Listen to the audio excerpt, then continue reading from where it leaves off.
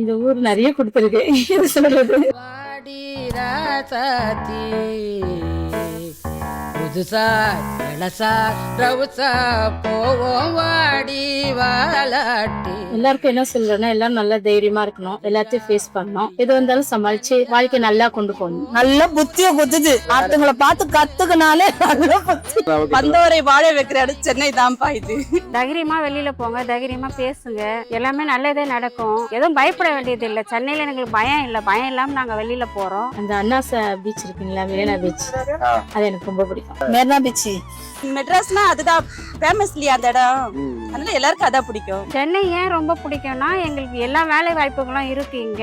நாங்க எந்த பொருள் வாங்கணும்னாலும் எங்களுக்கு கிட்டேயே கிடைக்குது. இந்த இடத்துல சென்னையில எங்களுக்கு எல்லாமே கிட்டேயே கிடைக்குது. அதனால சென்னை எங்களுக்கு ரொம்ப பிடிச்சிருக்கு. என்ன மாதிரி இருக்கிற நடுத்தர மக்கள் இது மாதிரி தொழில் பண்றாங்க. அவங்க உண்மையா இருந்தோம்னா கண்டிப்பா அதுக்கேத்த பலன் கண்டிப்பா கிடைக்கும்பா. உண்மையா இருக்கணும், நேர்மையா இருக்கணும், அதான். சேஃபா இருக்கு.